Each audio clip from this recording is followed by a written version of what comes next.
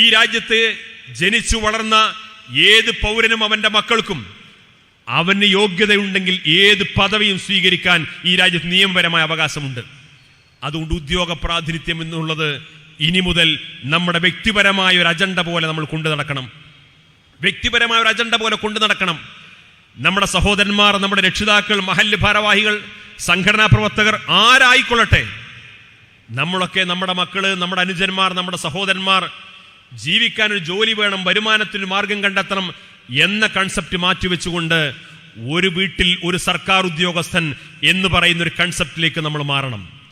ഒരു വീട്ടിൽ ഒരു സർക്കാർ ഉദ്യോഗസ്ഥൻ ഉണ്ടാകണം. അതിനു വേണ്ടിയിട്ടുള്ളൊരു പ്രചാരണവും പ്രവർത്തനവും ഇന്ന് നമ്മൾ ആരംഭിച്ചു കഴിഞ്ഞാൽ ഒരു പക്ഷേ 2, 3, 5, 10 വർഷം കൊണ്ടേ അതൊരു പക്ഷേ സാധിച്ചെടുക്കാൻ സാധിക്കുള്ളൂ. ഇന്നതിൻ്റെ ഗുണഫലങ്ങൾ ഈ തലമുറയുടെ ഭാഗമായ നമുക്ക് അനുഭവിക്കാൻ സാധിച്ചിട്ടില്ലെങ്കിൽ അടുത്ത തലമുറയെങ്കിലും സുരക്ഷിതമായി അഭിമാനബോധത്തോടുകൂടി ജീവിക്കാനുള്ള അവസരങ്ങൾ സൃഷ്ടിച്ചെടുക്കാൻ സാധിക്കും. അതുകൊണ്ട് ഉദ്യോഗ പ്രാതിനിധ്യം എന്ന് പറയുന്നത് നമ്മുടെ ഒരു വ്യക്തിപരമായ അജണ്ട പോലെ എൻ്റെ വീട്ടിൽ നടപ്പാക്കേണ്ട കാര്യം, എൻ്റെ സുഹൃത്തിനോട് പറയേണ്ട കാര്യം, എൻ്റെ അയൽവാസിയോട് പറയേണ്ട കാര്യം, എൻ്റെ കുടുംബാംഗങ്ങൾക്കിടയിൽ പറയേണ്ട കാര്യം എന്ന രീതിയിൽ നമ്മൾ അത് ഏറ്റെടുക്കാൻ സന്നദ്ധമാകണം. ആ അർത്ഥത്തിൽ മുന്നോട്ട് പോകുമ്പോൾ രാജ്യം ഇന്ന് അനുഭവിക്കുന്ന, സമുദായം ഇന്ന് അനുഭവിക്കുന്ന, ന്യൂനപക്ഷങ്ങൾ അനുഭവിക്കുന്ന പ്രതിസന്ധിയെ അതിജീവിക്കാൻ നമുക്ക് സാധിക്കും. ഈ രാജ്യത്ത് നരേന്ദ്രമോദിയേക്കാൾ ഭീകരരായിരുന്നു പോർച്ചുഗീസുകാർ, ഡച്ചുകാർ, ഫ്രഞ്ചുകാർ, ബ്രിട്ടീഷുകാർ.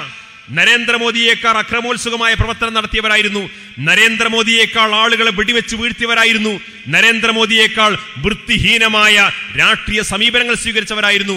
ഈ രാജ്യത്തെ ഹിന്ദു മുസ്ലിമും ഈ രാജ്യത്തെ മതം നോക്കാതെ, ജാതി നോക്കാതെ രാജ്യത്തിന്റെ പൊതുവായ നന്മയ്ക്കു വേണ്ടി ഒരുമിച്ച് നിൽക്കാൻ സാധിച്ചപ്പോ ഈ രാജ്യത്തെ സാമ്രാജ്യത്വ ശക്തികളെ ആട്ടി ഓടിക്കാൻ നമുക്ക് സാധിച്ചുവെങ്കിൽ അതിനേക്കാൾ വലിയ ശക്തിയൊന്നുമല്ല കേവലം 37% വോട്ട് വാങ്ങിയിട്ട് നമ്മുടെ ഭിന്നിപ്പ് ചൂഷണം ചെയ്തുകൊണ്ട് ഈ അധികാര കസേരയിലിരിക്കുന്ന ഈ ഏകാധിപതി എന്ന് തിരിച്ചറിയാൻ നമുക്ക് സാധിക്കണം. ആ ചിന്തയോടുകൂടി, ആത്മവിശ്വാസത്തോടുകൂടി നമുക്ക് മുന്നോട്ട് പോകാൻ സാധിക്കണം. ഈ സന്ദേശവുമായി കടന്നു വന്ന ഈ മുന്നേറ്റ യാത്രയെ ഇത്രയും ആവേശപൂർവ്വം സ്വീകരിക്കാൻ മുന്നോട്ട് വന്ന എൻ്റെ പ്രിയപ്പെട്ട സഹപ്രവർത്തകരെ പ്രത്യേകമായി അഭിവാദ്യം ചെയ്തുകൊണ്ട്